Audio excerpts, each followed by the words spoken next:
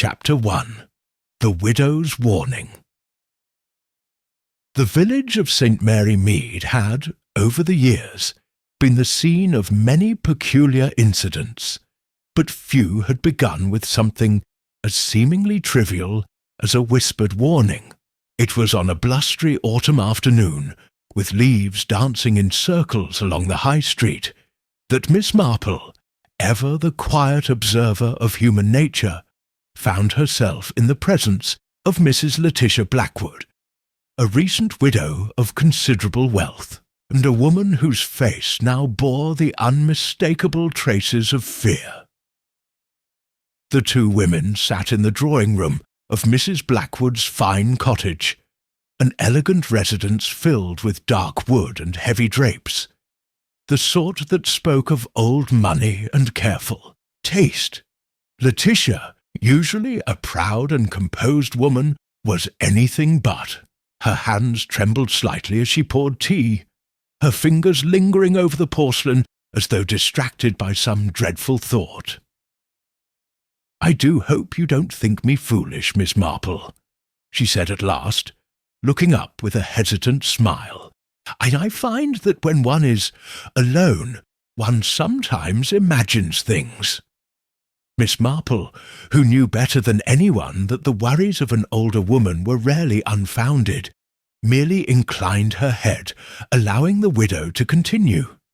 "It's just, I have this feeling, a feeling that something is terribly wrong." Miss Marple's blue eyes twinkled kindly. "The instincts of a woman, particularly a woman of your experience, should never be dismissed lightly, my dear."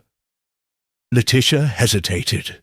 "It's the house, the way things feel in it since Edgar passed. I could swear that someone's been in here when I'm out. Papers moved, drawers slightly ajar, and there was—" She stopped herself, suddenly shaking her head. "No, that's nonsense. Do go on," Miss Marple encouraged gently. "A week ago," Letitia said, voice lower now, "I found a note tucked into the side of my writing desk. It wasn't mine. The handwriting was unfamiliar. It simply said, 'You are in danger.'" A gust of wind rattled the window panes just then, causing Letitia to flinch slightly. Miss Marple's expression did not change, though something keen flashed in her eyes. "Have you shown this note to anyone?" she asked. Letitia shook her head. "No, I didn't want to cause a fuss." Miss Marple set her teacup down with the utmost care. "My dear, causing a fuss is quite often the most sensible thing to do when danger is afoot." Letitia gave a weak chuckle, but it quickly died away. "I don't know what to think. I know grief can do strange things to the mind, but there's something else, Miss Marple. My husband's solicitor, Mr. Weatherby, visited just 2 days before I found that note. He asked me whether I had located Edgar's final instruction, whatever that means. He seemed very certain that Edgar had left some additional papers that I was meant to find." Miss Marple, whose mind was already ticking over the possibilities, nodded thoughtfully. "And have you found any such thing?" "No," Letitia said, "not a thing. And I asked Mr. Weatherby again yesterday, but he was oddly evasive." She sighed, rubbing her temples. "I fear I may be seeing ghosts where there are none, Miss Marple." Miss Marple reached over and patted the woman's hand gently. "Perhaps. And yet it never hurts to be cautious. If you should find this final instruction or anything else of concern, you must let me know at once." Letitia gave a small nod, looking slightly relieved to have spoken of it. The conversation drifted to more mundane things, but the matter of the widow's warning stayed firmly in Miss Marple's mind. It was 3 days later that Letitia Blackwood was found dead in her home. The village, as expected, buzzed with the shocking news. Mrs. Blackwood, so recently widowed, was discovered by her housekeeper, slumped in her chair in the very same drawing-room where she had voiced her fears to Miss Marple. The doctor, after a cursory examination, suggested it was natural causes, perhaps a weak heart, brought on by the strain of losing her husband. But Miss Marple was not so easily convinced. She had seen the worry in Letitia's eyes.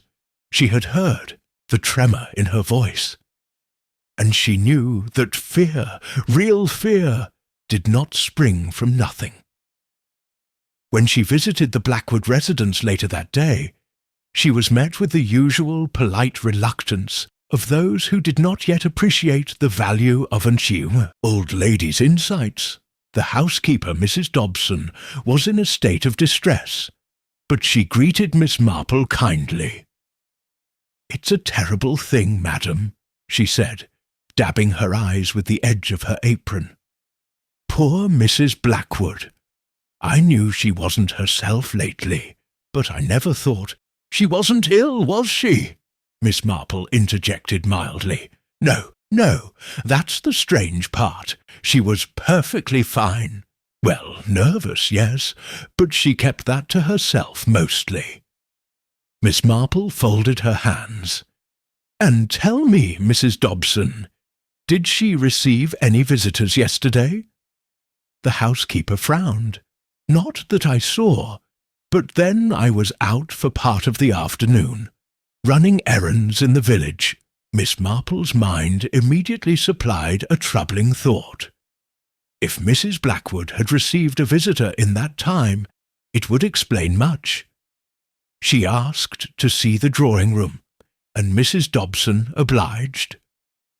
Nothing appeared out of place at first glance, but Miss Marple's eyes were drawn to the writing-desk. It was locked, but a fine layer of dust on its surface had been disturbed, as if someone had tried to open it. Mrs. Blackwood had the only key to this, I presume. "Yes," Mrs. Dobson said. "She kept it with her at all times." Miss Marple's lips pursed. If someone had been searching for something, perhaps that elusive final instruction, then where was the key now? She turned and studied the chair where Letitia had been found. There was nothing remarkable about it, except for the small porcelain teacup still sitting on the side table beside it. Miss Marple picked it up, examining the inside. Just a faint trace of liquid remained, but she knew well enough that such things could be deceptive. "A cup of tea before passing," she murmured. A thought had begun to take root, a thought so dreadful that Miss Marple could not yet give voice to it. She straightened and turned to Mrs. Dobson. "Would you be so kind as to fetch me a cloth?" As the housekeeper bustled away, Miss Marple gently lifted the cup to her nose. And there it was, just the faintest hint of something bitter. Miss Marple set the cup down with great care. She already knew, deep in her heart, that this was no natural death. Mrs. Blackwood had been murdered, and Miss Marple, for all her gentle demeanour, would not rest until she found out who had done it. Chapter 2. Whispers in the village the news of Mrs. Blackwood's death spread through St. Mary Mead with the swiftness of a well-tended fire. By the time Miss Marple had returned to her cottage, the village was already abuzz with speculation. At the grocer's, Mrs. Harmon, a woman with a natural talent for embroidery and embellishment, both on fabric and in storytelling, was seen whispering to Mrs. Finch. At the post office, Mr. Tompkins, a man who prided himself on knowing everything about everyone, nodded sagely as he claimed that he had always suspected something was amiss with Mrs. Blackwood's affairs. Even at the church, where solemnity was generally observed, the talk of sudden and unfortunate demise outweighed that of upcoming services. Miss Marple, however, had no need for idle gossip. She had already formed the beginnings of a theory, though it was still delicate, like the first sprout of a winter flower. What she needed now was information. Who might have benefited from Letitia Blackwood's death, and whether Edgar Blackwood's so-called final instruction had anything to do with it. It was for this reason that she took a stroll that very afternoon to visit Mr. Weatherby, the solicitor. The offices of Weatherby and Gray were situated in a modest brick building just off the High Street, with an air of quiet efficiency about them. Inside, the walls were lined with neatly arranged legal books, their spines worn with use, and a faint smell of ink and parchment lingered in the air. Mr. Weatherby himself was a man of about 60, with thin spectacles perched on his nose and a demeanour that suggested he had very little patience for anything outside of legal matters. When Miss Marple was shown into his office, he looked up from his paperwork with a slightly puzzled expression, as though unused to receiving visits from elderly ladies with a particular interest in murder. "Miss Marple," he said, standing, politely, "what an unexpected pleasure. I assume this is in regard to the unfortunate passing of Mrs. Blackwood." Miss Marple, ever the picture of graciousness, took a seat and folded her hands primly in her lap. "Indeed, Mr. Weatherby, such a tragedy. She was a dear woman, though I fear she was quite troubled in her final days." Mr. Weatherby nodded solemnly. "Yes, quite. It was a shock to all of us. A sudden failure of the heart," the doctor said. Miss Marple's keen eyes did not miss the slight hesitance in his voice. "Yes," she murmured, "a most unfortunate tragedy, though I must say she had mentioned something rather intriguing to me only a few days ago." Mr. Weatherby's fingers twitched slightly as he adjusted his glasses. "Oh, she seemed most anxious about something her late husband had mentioned. A final instruction, I believe she called it." There was the briefest flicker of something behind Mr. Weatherby's eyes. He was a solicitor, trained in keeping his expressions neutral, but Miss Marple had spent a lifetime reading the subtle betrayals of human nature. "I had inquired about it, yes," he said, choosing his words carefully. Mr. Blackwood was quite meticulous with his legal affairs. His will was in perfect order, naturally, but he had hinted at certain personal papers which he wished his wife to find. Unfortunately, if such documents existed, Mrs. Blackwood never located them. Miss Marple tilted her head slightly. "And do you think they were important?" Mr. Weatherby hesitated, then sighed. "Miss Marple, you are a woman of intelligence. I will not pretend that this is of no concern. Edgar Blackwood was a wealthy man, and wealthy men rarely make plans without purpose. If there was an additional instruction, it could very well have had significant implications." Miss Marple nodded, absorbing this information.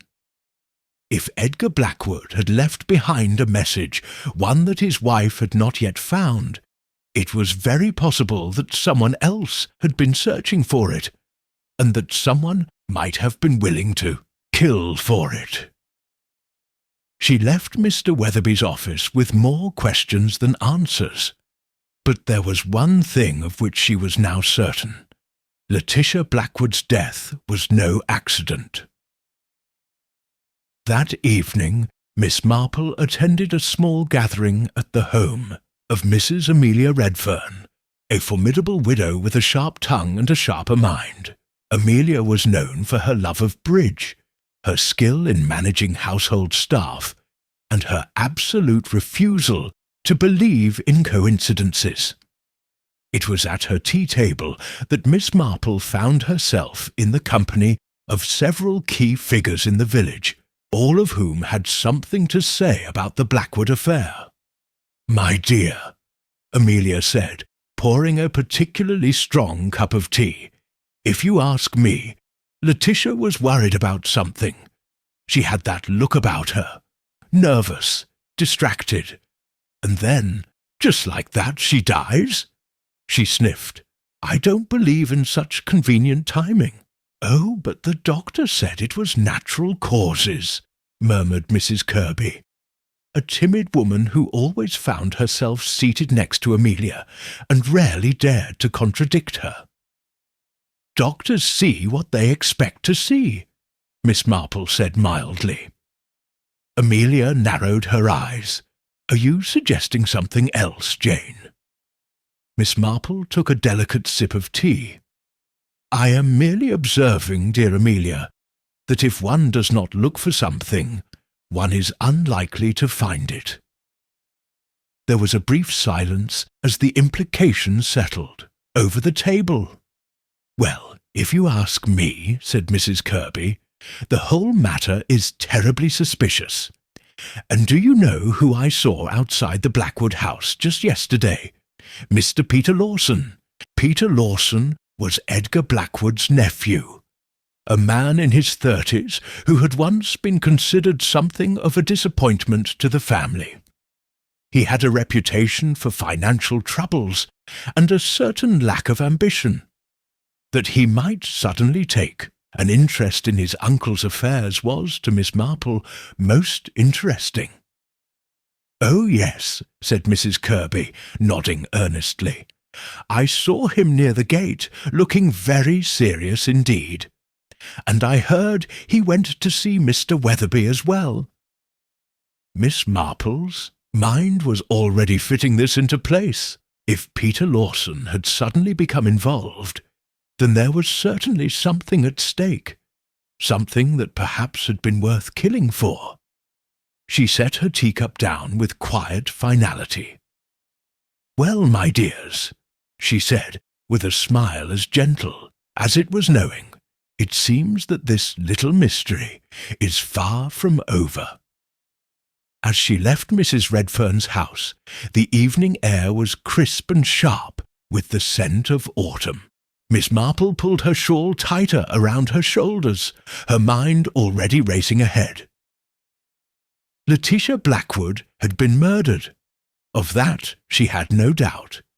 The only question now was, who had the most to gain? Chapter 3. A visit to the vicarage. The following morning dawned with a chill in the air, a sharp reminder that autumn was settling firmly over St. Mary Mead. Miss Marple, however, was unbothered by the weather, as she wrapped her warm shawl around her shoulders and prepared for a morning walk. There was much to think about, and as she had often found, a leisurely stroll through the village could be just as effective as hours of deep contemplation. Letitia Blackwood's death had been dismissed as natural causes, but Miss Marple was convinced otherwise. The timing was too neat, the circumstances too convenient. And then, of course, there was the matter of Edgar Blackwood's final instruction, a mystery within a mystery.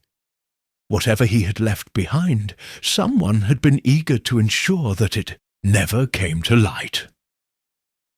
With these thoughts circling her mind, Miss Marple made her way towards St. Mary Mead's vicarage, a charming old building draped in ivy, its windows perpetually misted from the warmth of tea and conversation inside. The Reverend Leonard Hartnell had been vicar of St. Mary Mead for nearly a decade, a kindly but absent-minded man, whose sermons often wandered off into reflections on the virtues of gardening or the evils of improper jam-making. His wife, Clarissa Hartnell, was his opposite in every way, sharp, practical, and possessed of an extraordinary memory when it came to the goings-on of the village. It was she whom Miss Marple had come to see. As expected, Clarissa received her warmly, ushering her into the sitting-room, where a cosy fire crackled in the hearth. A tea-tray was already set out, and Miss Marple was given the best seat near the fire, as was customary when important matters were to be discussed. "My dear Jane, I was hoping you'd call," Clarissa said as she poured out the tea. "I expect you've heard all the talk about poor Letitia." Miss Marple took a dainty sip before replying. "Oh, yes. The village is positively humming with speculation, but I suspect you may have heard something particularly interesting." Clarissa's eyes twinkled with intrigue. "Well, as it happens, I did see something unusual the day before Letitia passed. You know, I always take a morning walk through the village, good for the constitution. And as I passed the Blackwood house, I noticed that the upstairs curtains twitched ever so slightly, as though someone were peering out. Naturally, I thought it was Letitia. She had been rather reclusive of late. But then, Jane, I saw her at the very same moment in the front garden, speaking with someone." Miss Marple's cup paused halfway to her lips. "How very peculiar, isn't it?" Clarissa leaned forward, and what's more, she seemed quite distressed, clutching at the person's arm. I couldn't see clearly, but I believe it was a man. Miss Marple's mind worked quickly. Letitia Blackwood had been speaking urgently with a man outside, perhaps about the mysterious instruction Edgar had left behind, while someone else had been inside the house, watching. "And you're quite certain it was a man?" she asked. Clarissa frowned slightly, trying to recall. "Well, I think so. He was wearing a dark coat.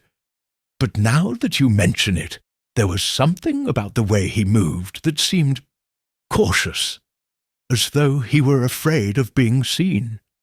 That was certainly intriguing. Could it have been Peter Lawson? He had been seen near the Blackwood house around that time. Or perhaps another, less obvious visitor." Clarissa stirred her tea thoughtfully. "I do hope the police have looked into all this properly. I never trust these sudden natural deaths. You know, too convenient by half." Miss Marple allowed herself a small smile. "My dear, I quite agree." After her visit to the vicarage, Miss Marple decided to pay a call to the Blackwood house itself. With Letitia gone, the house stood quiet, its once carefully tended garden looking a little neglected. It was clear that no one had taken much care since her passing. She was about to turn away when the front door opened, and to her surprise, Peter Lawson stepped out onto the doorstep. He froze for a moment upon seeing her, then quickly composed himself. "Miss Marple," he said with a polite nod. "Mr. Lawson," she replied warmly. "I wasn't expecting to see you here." Peter hesitated, then gave a slight shrug. I had some matters to attend to. Family affairs." Miss Marple's eyes twinkled with something that might have been amusement. "Of course, quite understandable. I imagine there must be a great deal to settle."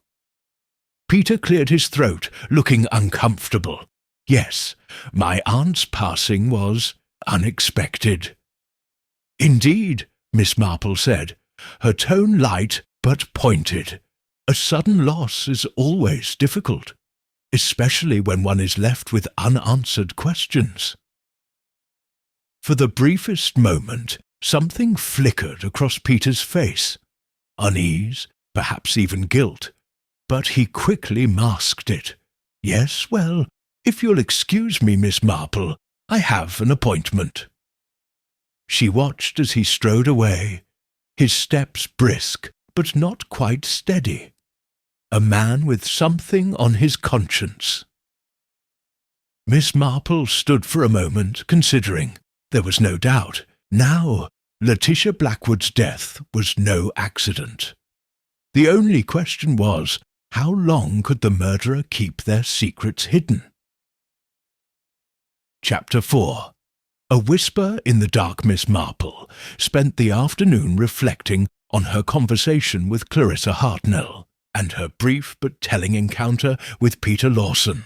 The more she thought about it, the more convinced she became that Letitia Blackwood's death had not been a natural one. There were too many questions, too many loose ends, and the way Peter had reacted to her casual probing had been most revealing. Times like these, Miss Marple believed in taking a step back and allowing events to unfold naturally. People revealed themselves when they thought no one was watching, and secrets had a way of rising to the surface.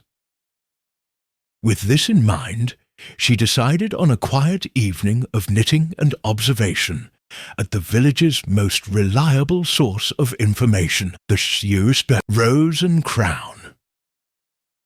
The local inn and pub was a hub of village life, where farmers, shopkeepers, and household staff alike gathered to exchange news over a pint. If there were whispers to be heard about Letitia Blackwood's sudden demise, this would be the place to hear them. She settled herself at a small table near the fireplace, her knitting needles clicking gently as she listened to the hum of conversation. At the bar, the landlord, Mr. Weatherby, was deep in discussion with Dr. Jeremy Howard, the young physician who had declared Letitia's death as natural causes.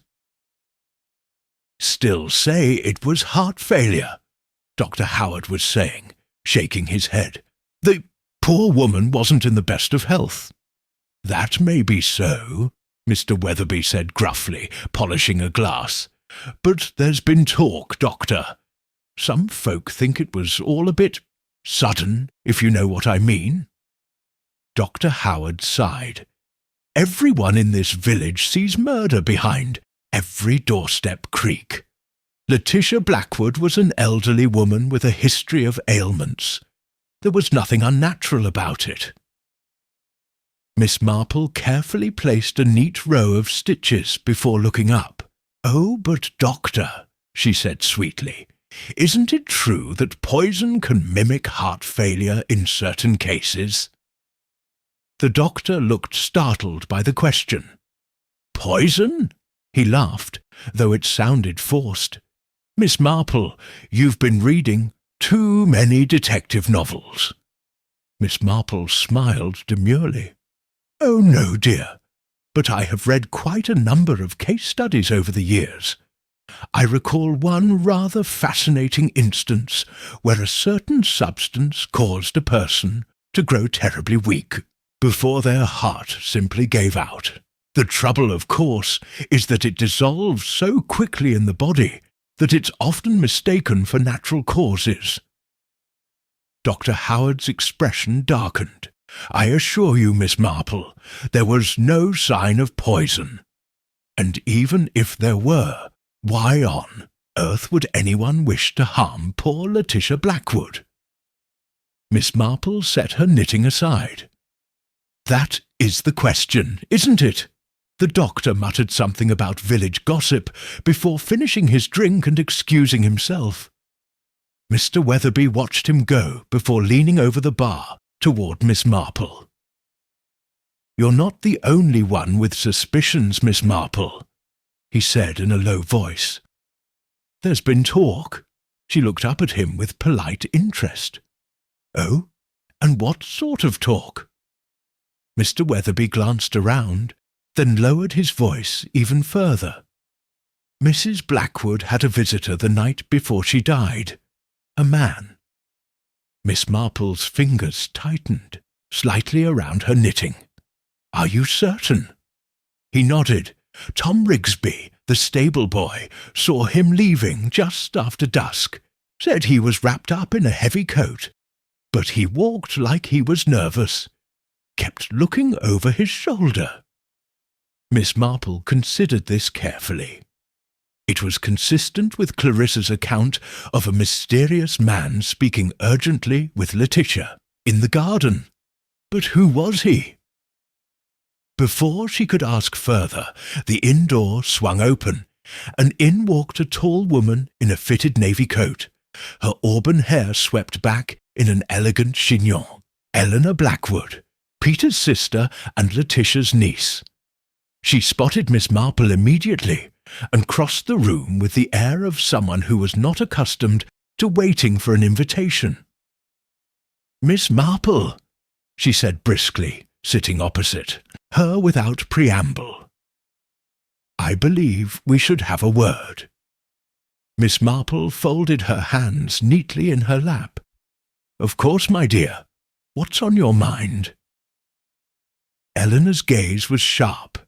"You've been asking questions about my aunt's death." Miss Marple smiled.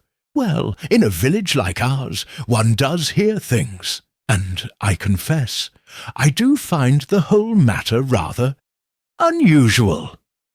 Eleanor sighed, drumming her fingers on the table. "I won't pretend I was particularly close to Aunt Letitia, but she was family, and I don't appreciate the implication that Peter or I had anything to do with her passing." Miss Marple noted the slight defensiveness in her tone. "Oh, I would never make such an accusation, my dear. But I do wonder, did your aunt mention anything to you about her late husband's instructions?" Eleanor's expression tightened ever so slightly. "No," she said after a pause. "And if she had, I doubt it would have been anything of consequence." Miss Marple tilted her head, yet she seemed quite anxious about it in her final days. One wonders why. Eleanor stood abruptly. "If you'll excuse me, Miss Marple, I have a great deal to attend to." Miss Marple watched her go, her mind whirring. Eleanor Blackwood was hiding something. But was it merely family pride, or was there something far more sinister at play? One thing was certain. Letitia Blackwood had not gone to her grave in peace, and Miss Marple intended to find out why. Chapter 5. The Secrets We Keep. The next morning dawned crisp and cool, with the faintest touch of frost on the hedgerows.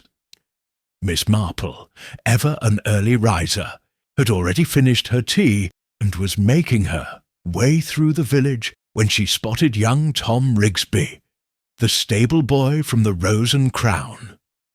He was leaning against the fence outside the Blackwood estate, kicking at the dirt with the scuffed toe of his boot. Sensing an opportunity, Miss Marple approached him with a friendly smile. "Good morning, Tom. Out enjoying the fresh air?" Tom looked up, startled. He was a lad of about 16, lanky and awkward, with a smattering of freckles across his nose. "Oh, morning, Miss Marple." She tilted her head slightly. "I heard from Mr. Weatherby that you happened to see a visitor at the Blackwood house the night before Mrs. Blackwood passed away." The boy shuffled uncomfortably, his fingers tightening around the wooden fence. I suppose I did." Miss Marple's expression remained kindly. "Would you mind telling me exactly what you saw? It would help an old lady satisfy her curiosity." Tom hesitated, then sighed. "It was getting dark, but I was out in the stable, see? I'd just finished brushing down old Clover when I saw this fella coming out the side gate." "The side gate?" Miss Marple repeated, thoughtfully. "Not the front door." Tom shook his head. "No, ma'am. Looked like he didn't want nobody seeing him. He was bundled up in a heavy coat, but I could tell he weren't one of the usual village folk. Walked different, like he was used to fancier places, and he was muttering to himself, all nervous like." Miss Marple nodded encouragingly. And did you see where he went?" The boy scratched his head. "Not rightly. He went off down the lane toward the woods, but I didn't follow. Figured it weren't my business." Miss Marple considered this. A man unfamiliar to the village, visiting Letitia Blackwood in secret the night before her death. It was a significant detail. She patted Tom's arm gently. "Thank you, dear boy. You've been very helpful." Tom looked relieved to be dismissed and hurried off, leaving Miss Marple to her thoughts.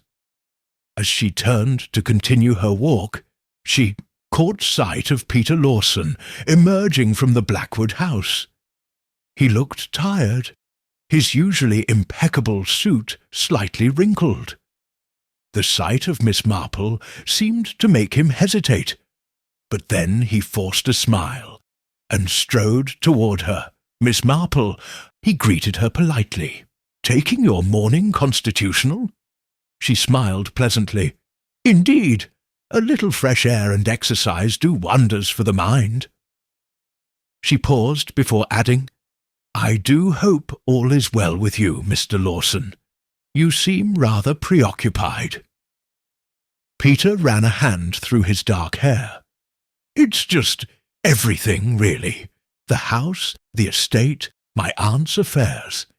It's a great deal to handle all at once." Miss Marple observed him keenly. "I imagine sorting through Mrs. Blackwood's papers must be quite a task." His mouth tightened slightly. "Yes, she was rather meticulous about her records, but there are still loose ends to tie up." Miss Marple hesitated, then decided to take a direct approach. "I wonder, Mr. Lawson, did your aunt ever mention anything about her late husband's instructions regarding the estate?" Peter's eyes narrowed just a fraction before he forced a laugh. "I see you've been speaking with Clarissa Hartnell." She did seem quite convinced that Mrs. Blackwood was troubled about something in the days before her passing, Miss Marple said mildly.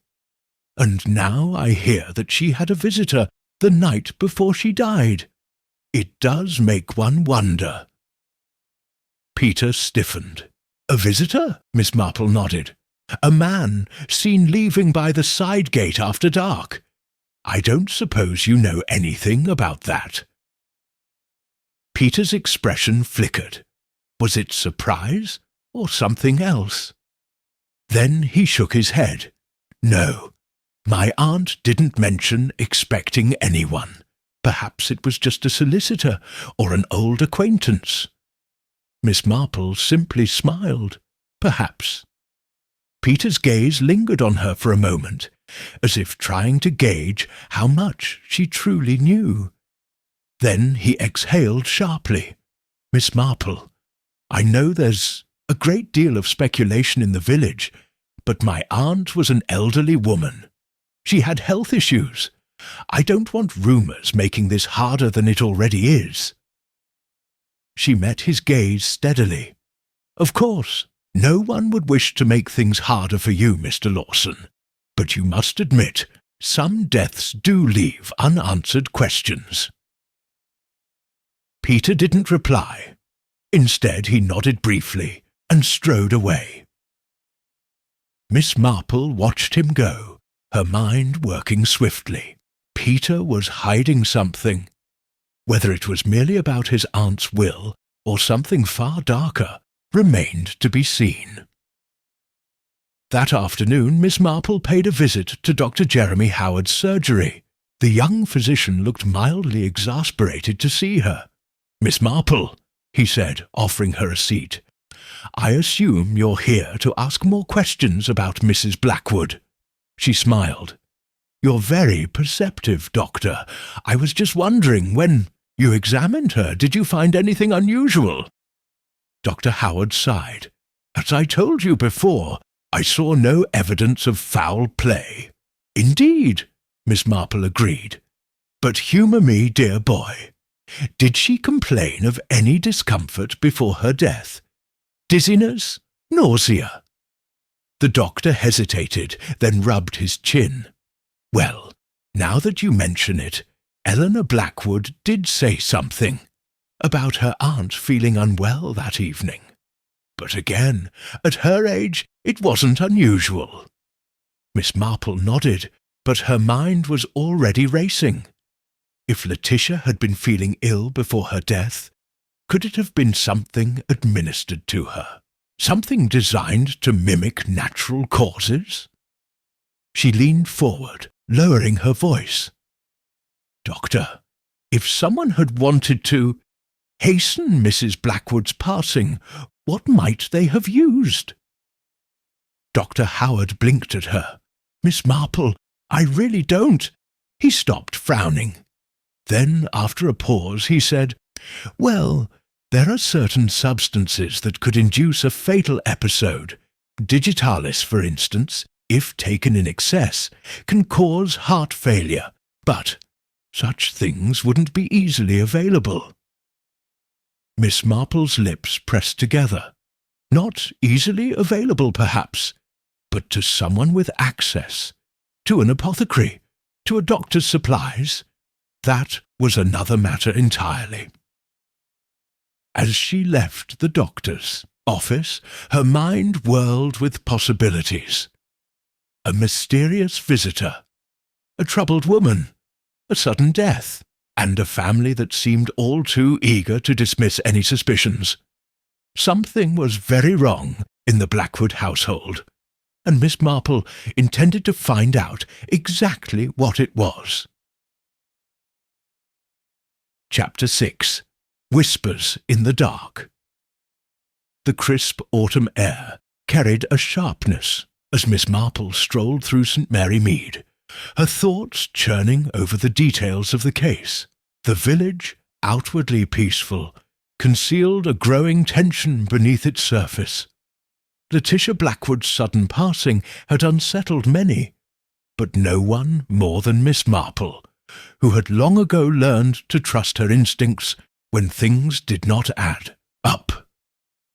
She was convinced now that Letitia had been afraid of something or someone, and that fear had not been unfounded. The discovery of a mysterious visitor, the unease surrounding Peter Lawson, and the doctor's subtle hints of an unnatural end all painted a picture more troubling than she had first suspected. Her first stop that morning was the vicarage, where Clarissa Hartnell had invited her for tea. As Miss Marple stepped inside, she was greeted by the warmth of a roaring fire and the scent of freshly brewed Darjeeling. Clarissa, always the picture of genteel composure, poured the tea with steady hands. "My dear Jane, you do look as if you have something pressing on your mind," Clarissa observed as she passed a delicate china cup to Miss Marple. "I take it you've been asking questions." Miss Marple took a sip of her tea before replying, "It is the most curious thing, Clarissa. So many little pieces that do not quite fit together. But I have been wondering about something you said to me the other day, about Mrs. Blackwood seeming troubled before she passed. Do you recall anything else she might have said? Anything at all?" Clarissa furrowed her brow, clearly searching her memory. "She was restless, that much I remember. There was something about her husband's, well, that troubled her, and I do recall her saying, 'It isn't what I thought it was. I must put things right.'" Miss Marple's eyes sharpened. "Put things right?" Clarissa nodded. "Yes. At the time, I assumed she was speaking about some arrangement for Peter. But now I do wonder." Miss Marple set her cup down with a soft clink. "Clarissa, did she say whether she had spoken to anyone about these concerns?" Clarissa hesitated. "Not directly, but she did say she was waiting for a letter. Something important. A letter." Miss Marple's mind clicked into place. Had this letter arrived? or had it been intercepted? Before she could ask further, there was a knock at the door. Clarissa excused herself to answer it, and to Miss Marple's mild surprise, in stepped Eleanor Blackwood. The young widow looked pale and drawn, her dark eyes wary as they settled on Miss Marple. I didn't expect to find you here," Eleanor said hesitantly. Miss Marple smiled pleasantly.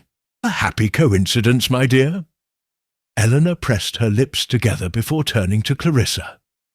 "I wanted to speak with you privately." Miss Marple made a motion to rise. "Oh, of course." But Eleanor quickly shook her head. "No, please, stay. In fact, I think you might be the very person I need to talk to." Clarissa and Miss Marple exchanged a glance before Clarissa gestured for Eleanor to sit.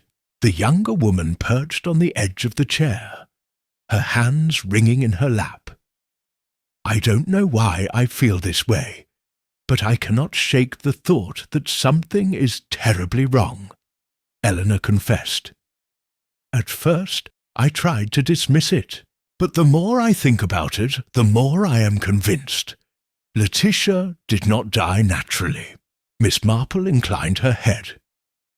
"What has led you to believe that, my dear?" Eleanor took a deep breath.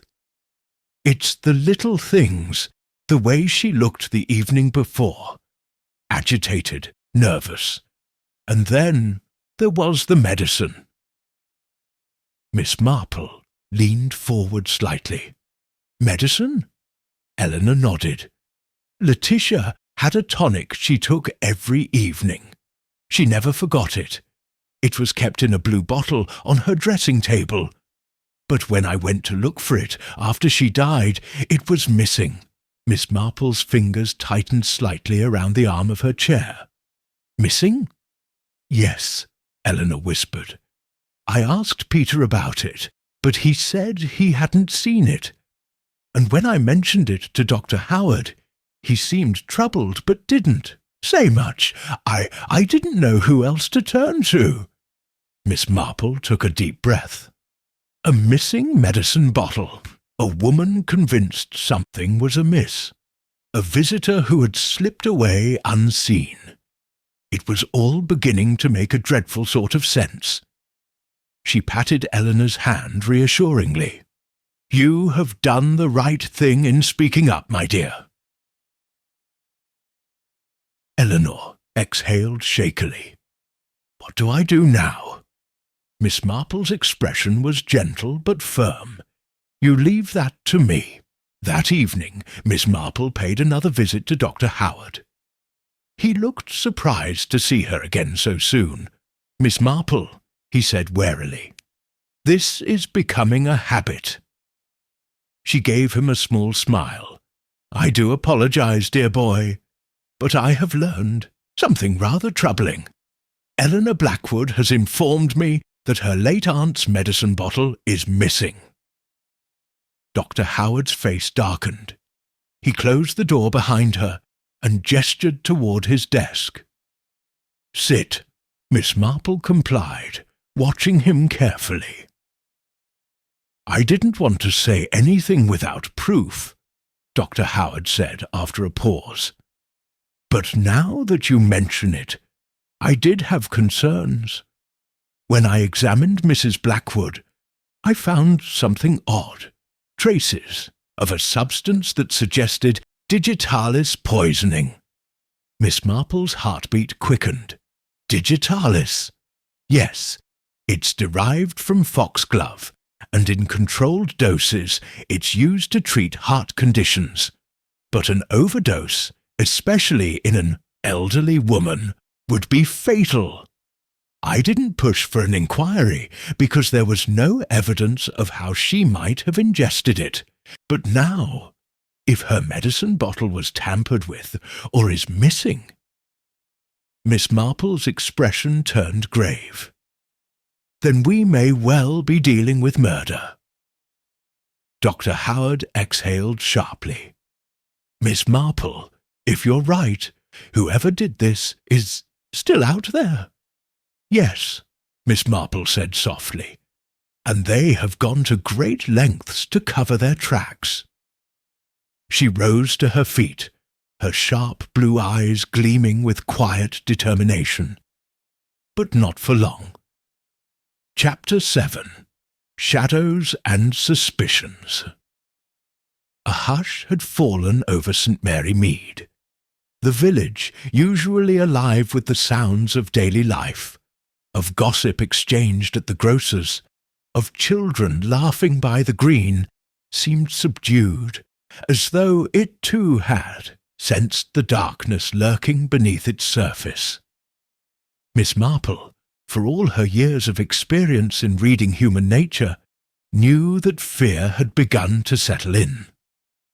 Letitia Blackwood's death was no longer a quiet tragedy. It was now a puzzle that left everyone wondering who among them might be a murderer.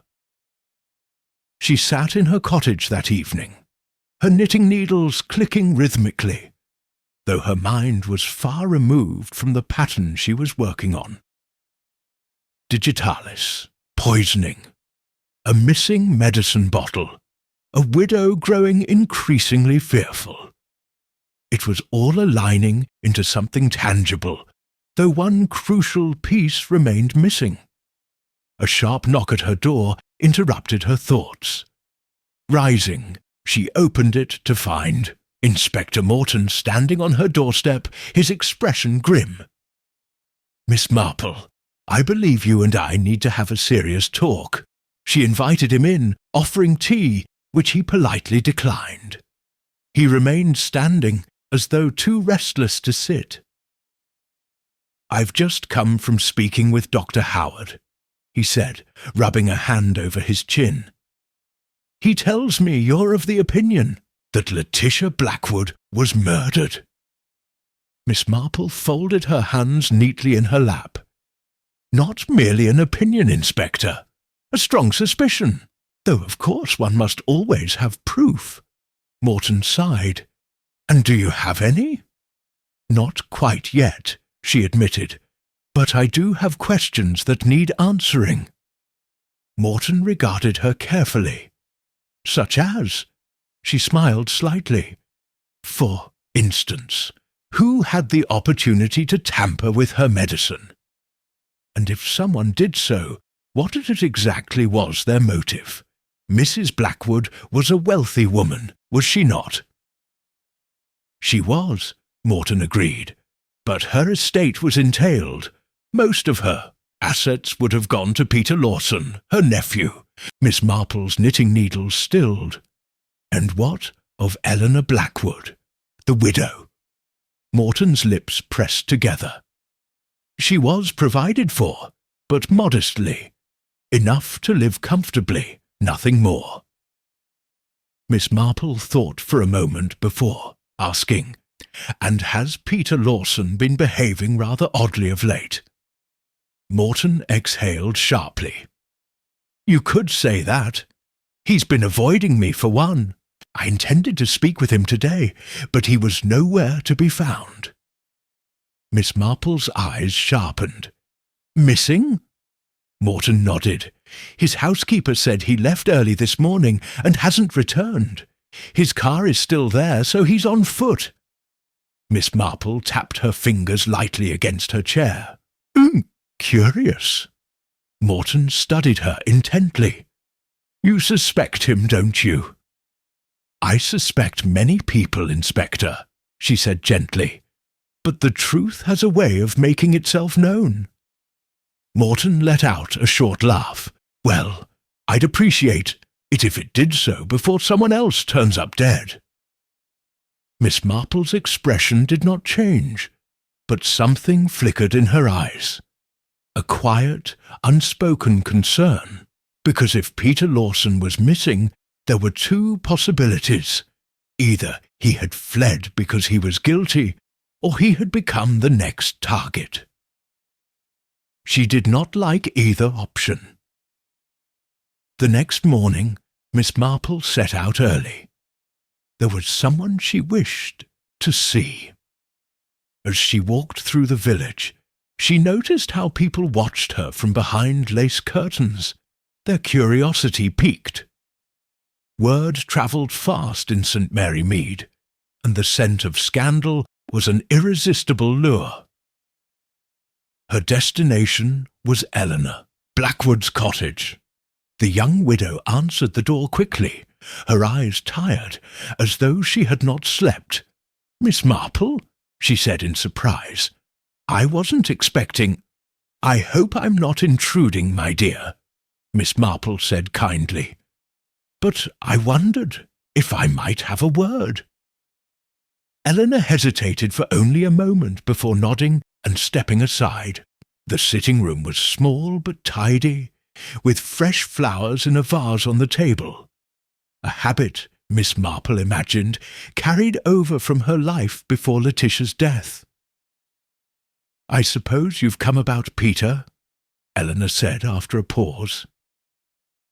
Miss Marple studied her carefully. "So you've heard?"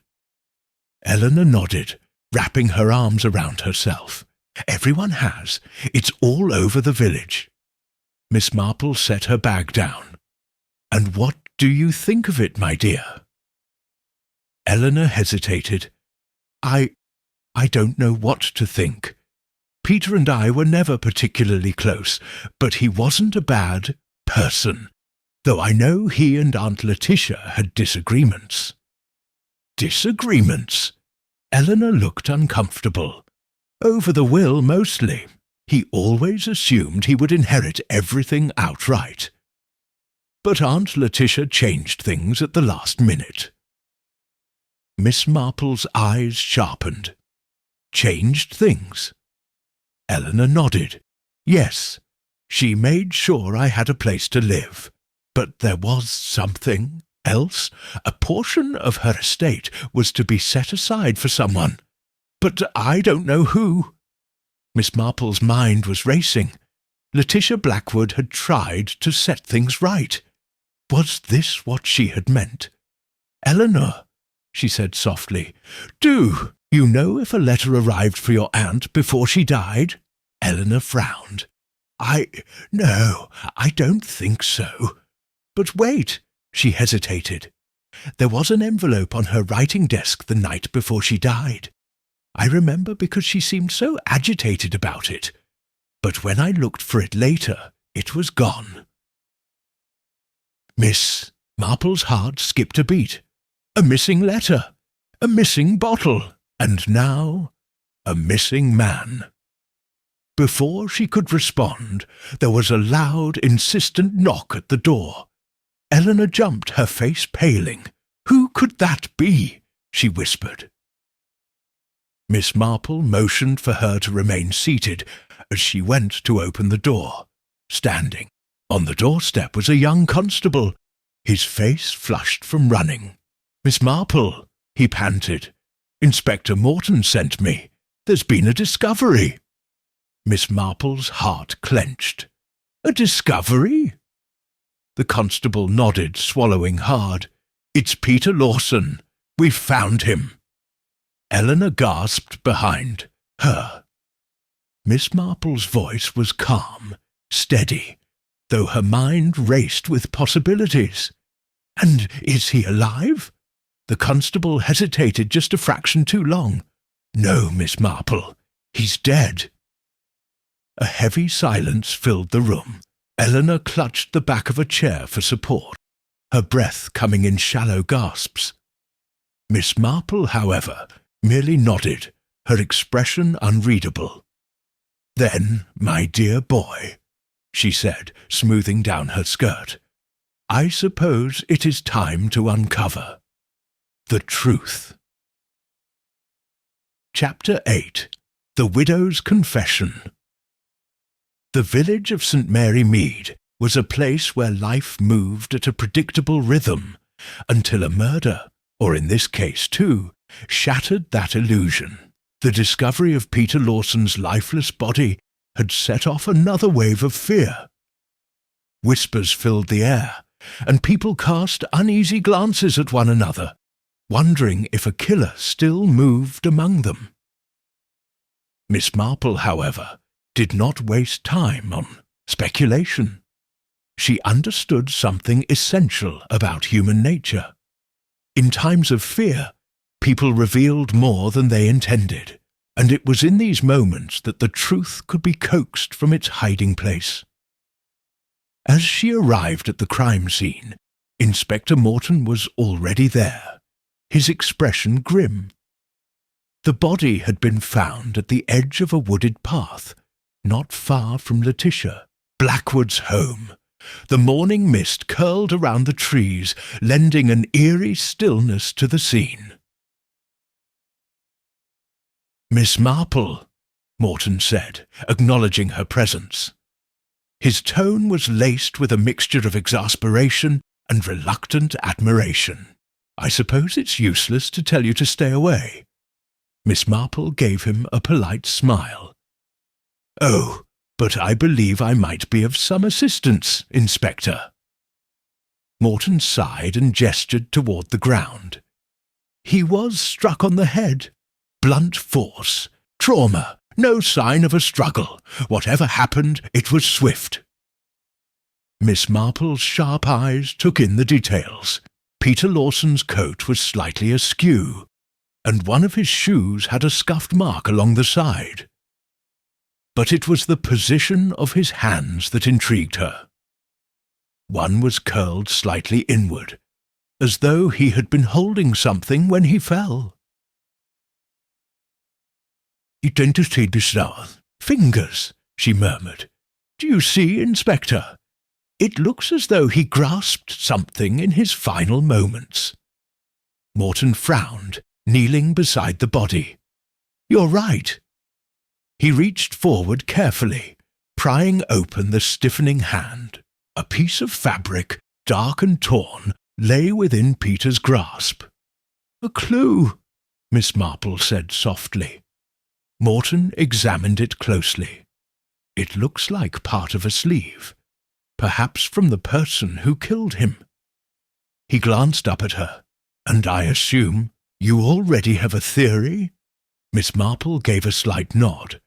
"I have a feeling the answer has been in front of us all along." As they returned to the village, Miss Marple felt the weight of understanding settle upon her. It was time to speak with Eleanor Blackwood. Eleanor's hands trembled as she poured tea for Miss Marple. It was late afternoon, and the light in her sitting room was growing dim. She had been in a state of shock since hearing about Peter's death, but Miss Marple suspected there was something more, a burden she had yet to share. "I suppose you think I had something to do with it," Eleanor said suddenly, her voice hollow. Miss Marple studied her carefully. "I think, my dear, that you have been keeping secrets, and secrets, when left too long, have a way of becoming quite dangerous." Eleanor set the teapot down with a sharp clink. "I didn't kill Peter," she whispered, "but I knew something was wrong." Miss Marple remained silent, allowing the confession to unfold naturally. "I overheard Peter arguing with someone the night before he disappeared," Eleanor continued. "I couldn't make out everything, but he sounded desperate." She swallowed hard. "I think he knew something about Aunt Letitia's death. And I think he was trying to use it to his advantage." Miss Marple leaned forward slightly. "Who was he speaking with?" Eleanor hesitated. "I don't know," she admitted, "but I have a suspicion." Miss Marple waited. "It might have been Dr. Howard." Miss Marple's eyes flickered with interest. "Dr. Howard?" Eleanor nodded. "He was close to Aunt Letitia, and I noticed he started acting differently after her death. It was an intriguing thought, but Miss Marple was not yet convinced. She knew how easy it was to suspect those who were closest to the deceased. However, she also knew that doctors had access to medicine like digitalis. "I think it's time we paid the good doctor a visit," she said. Dr. Howard greeted them stiffly, his usual composure slightly strained. "To what do I owe the pleasure, Miss Marple?" he asked, motioning for them to sit. Miss Marple folded her hands in her lap. "I was hoping you might answer a few questions about Letitia Blackwood." Dr. Howard's expression did not change, but there was a flicker of something in his eyes, something guarded. "I've already told the police everything I know." Miss Marple smiled gently. "Oh, I'm sure you have. But you see, there's something that has been troubling me. Mrs. Blackwood's medicine bottle, her digitalis, went missing. Now, who would have had access to it?" Dr. Howard's jaw tightened. "Are you accusing me of something, Miss Marple?" "Not at all," she said sweetly. "I am merely considering possibilities." Eleanor shifted uncomfortably beside her. "Dr. Howard, I overheard Peter talking to someone the night before he disappeared. I think it was you." Dr. Howard's face darkened. "That's absurd." Miss Marple tilted her head slightly. "You were very fond of Letitia, were you not?" Dr. Howard exhaled sharply. "She was a good woman, a strong woman, but yes, I cared for her." "And you were aware that she was changing her will?" A silence stretched between them. "I don't know what you're talking about," he said finally. "Missive," Marple sighed. "Oh, but I believe you do. And I believe Peter Lawson also knew something. He confronted you about it, didn't he?" Dr. Howard's face was pale now. "I didn't kill him." Miss Marple studied him for a long moment. Then she reached into her pocket and withdrew the torn piece of fabric that had been found in Peter's hand. She held it up. "Would you care to explain why this matches the jacket you're wearing?" Eleanor gasped softly. Dr. Howard's mouth opened, then closed. He looked as though he might argue, but then, as if all the fight had drained from him, he sagged into his chair. "I didn't mean for any of this to happen," he murmured. Miss Marple remained quiet, waiting for the truth. "I loved Letitia, but she was planning to leave a large portion of her estate to someone else.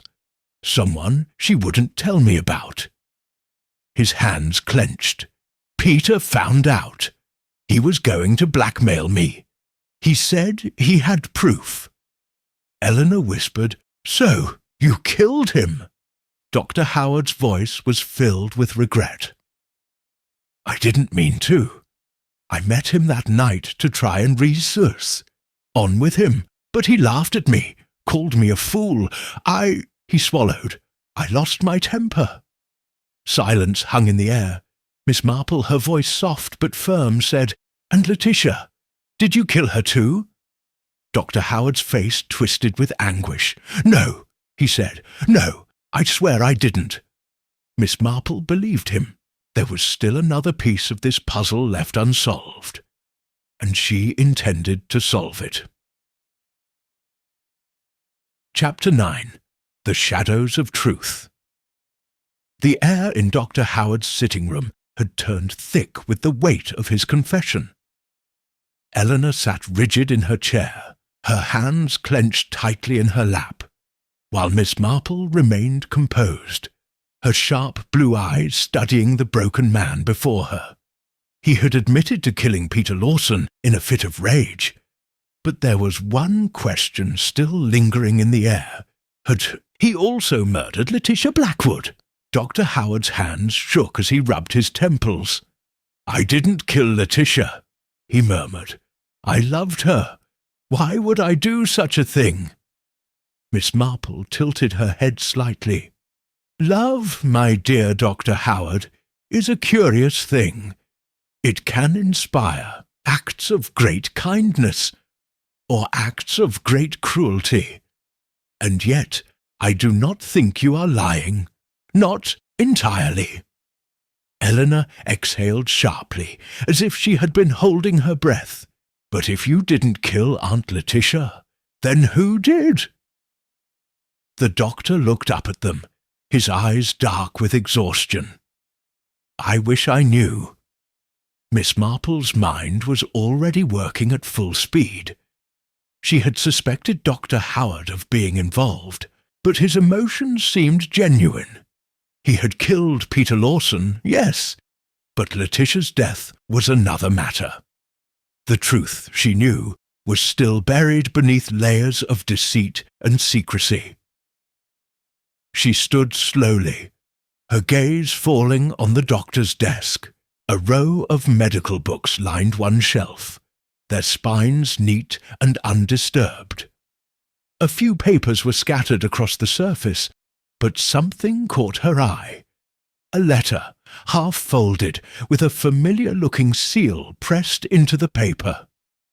Without a word, she picked it up and read the first few lines. Her lips pursed ever so slightly. Dr. Howard noticed her expression and stiffened. "What is it?" Miss Marple turned the letter toward him. A letter from Letitia, dated just a few days before her death. In it, she mentions an unfortunate disagreement she had with someone close to her. Eleanor leaned forward. "Who? Did she say?" Miss Marple's finger traced the lines of the letter. "I cannot help but feel that my decision has made someone terribly angry," she read aloud. "I fear I may have misjudged their intentions. If something should happen to me, I only hope the truth will come to light." A shiver ran through Eleanor. She knew someone wanted to harm her. Miss Marple set the letter down carefully. "Yes, my dear, I believe she did. The question is, who?" Dr. Howard's voice was barely above a whisper. "If I didn't kill her, then the real murderer is still out there." Miss Marple nodded. "Yes, and I dare say they are growing nervous. You see, murderers have a peculiar way of betraying themselves in the end. They begin to feel the walls closing in, and when that happens, they make mistakes." She turned to Eleanor. "My dear, I think it is time we paid a visit to your Aunt Letitia's solicitor. The office of Mr. Archibald Greaves was a small but respectable establishment in the heart of St. Mary Mead." The elderly solicitor greeted them with a polite, if slightly distracted manner, his round spectacles perched on the edge of his nose. "Miss Marple, Miss Blackwood," he said, gesturing for them to sit. "To what do I owe this visit?" Miss Marple wasted no time.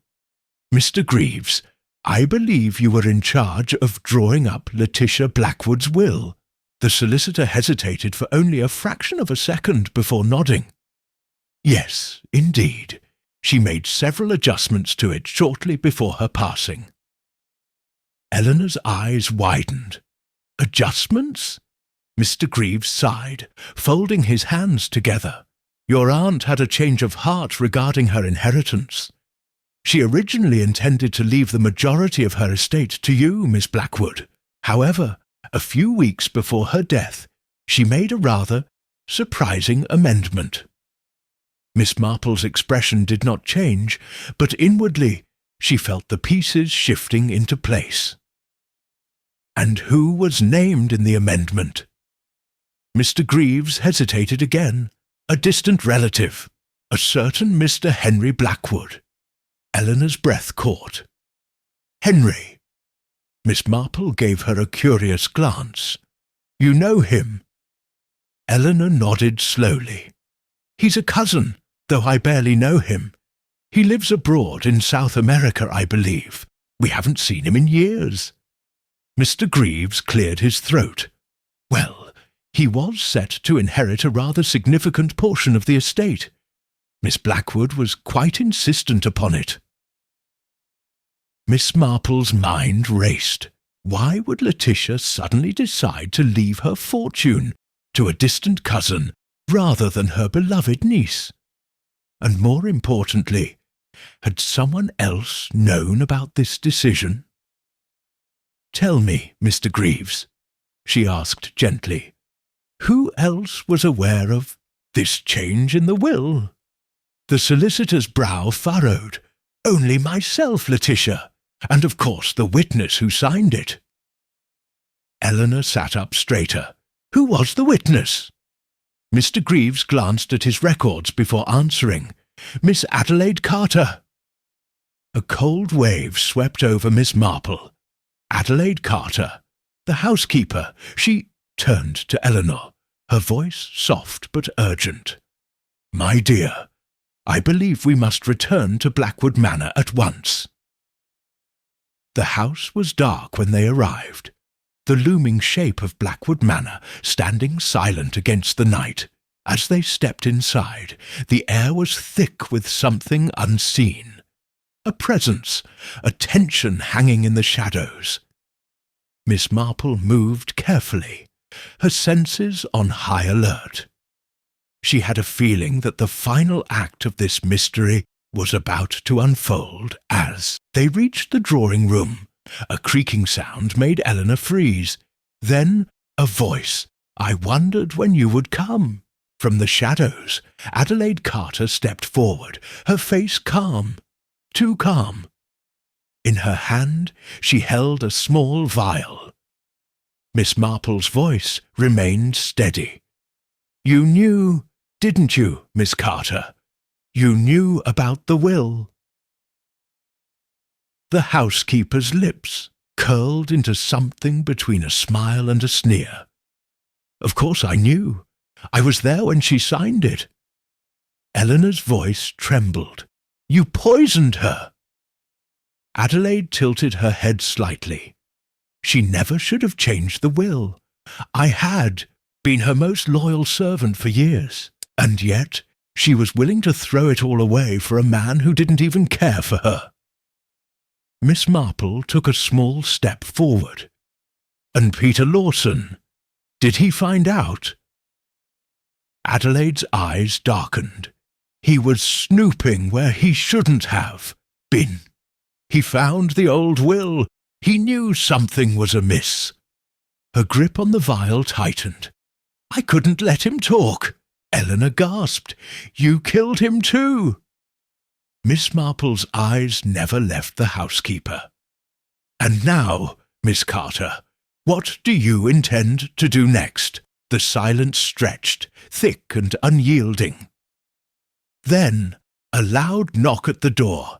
Inspector Morton's voice rang out. "Miss Carter, I suggest you open the door." For the first time, Adelaide Carter's composure cracked. She looked between them, her eyes darting like a trapped animal.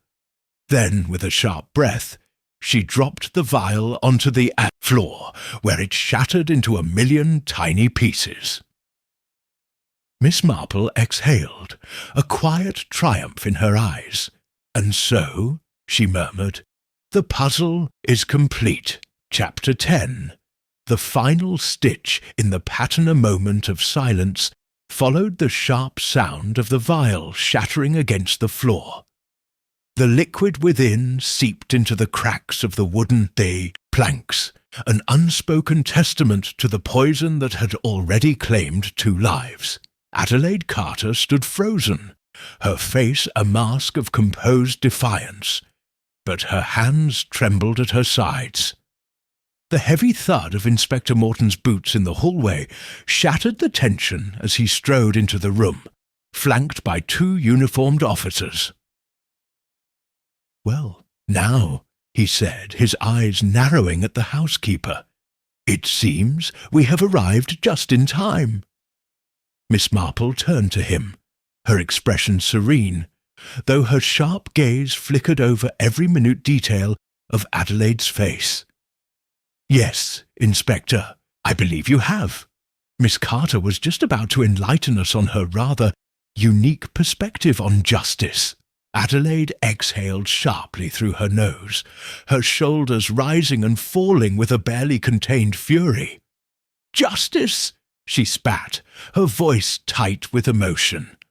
What do you know of justice, Miss Marple? You sit in your little cottage, knitting and listening to the village gossip.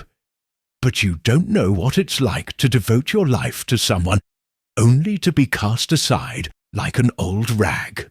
Miss Marple regarded her with an almost grandmotherly patience. Oh, but I do, my dear. Women of my generation understand all too well the quiet sacrifices made in service to others. Her expression grew firmer. But that does not justify murder. Adelaide's breath came faster now. She promised me security, a future. I gave her everything, years of my life. And then, suddenly, she decides to change her will, to leave it all to Henry Blackwood, a man who hadn't set foot in England for a decade. Eleanor's voice was barely a whisper. You killed her for money. Adelaide's eyes snapped to her. I killed her because she betrayed me, she hissed. She had no right. Miss Marple folded her hands neatly. And Peter Lawson. Adelaide's lips pressed into a thin line. He was an idiot, snooping about where he didn't belong. I thought, perhaps, he had found out about the poisoning. I couldn't risk it. Inspector Morton's voice was clipped and businesslike. And so you silenced him as well. Adelaide's composure cracked just slightly, the edges fraying like an unravelling thread. But then she straightened her shoulders, lifting her chin with the kind of dignity one might expect from a woman of her station. I did what I had to do. Miss Marple gave a small sigh, shaking her head. Ah, but you see, my dear Miss Carter, the thing about murder is it never quite works out as neatly as one intends. One crime begets another. One lie demands a dozen more.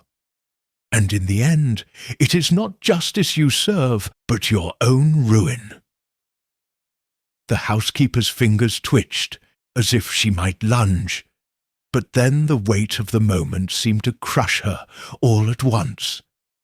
Her knees buckled slightly, and for the first time that evening, she looked afraid. Inspector Morton gestured to his men. Take her away! As they stepped forward, Adelaide's final mask slipped. She let out a bitter laugh, shaking her head. You're all fools, she muttered as the handcuffs clicked around her wrists.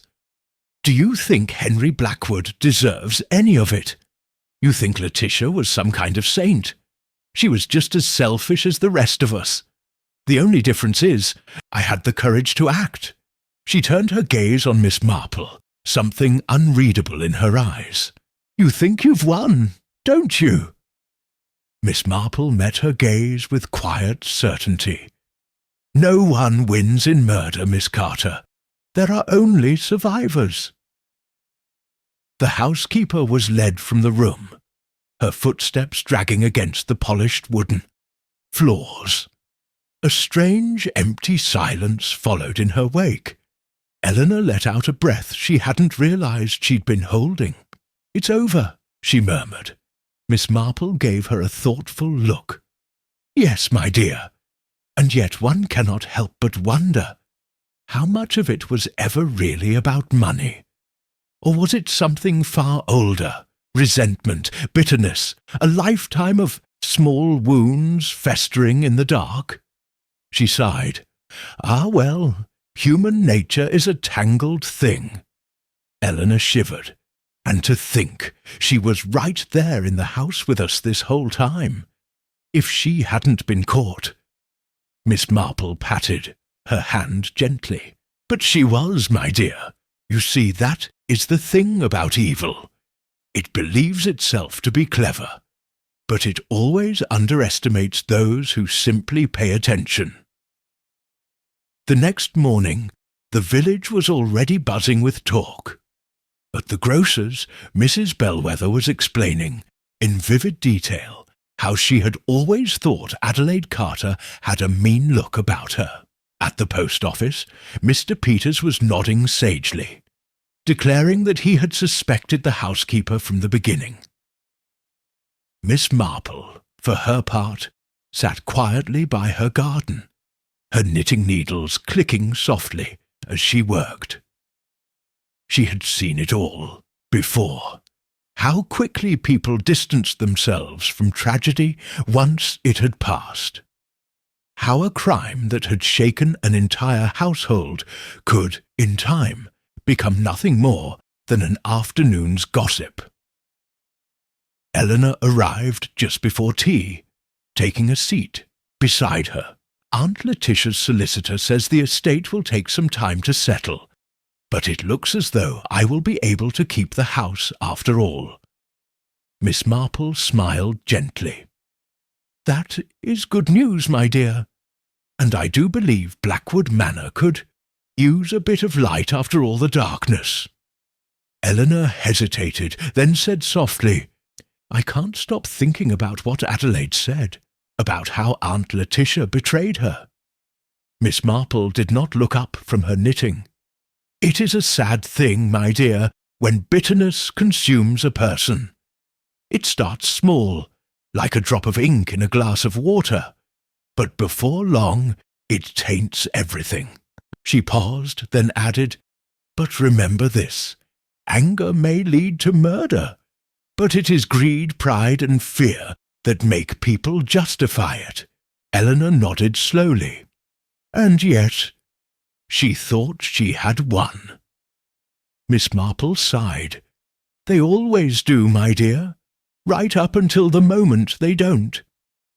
A breeze stirred the garden, rustling the leaves and carrying with it the scent of late summer blooms.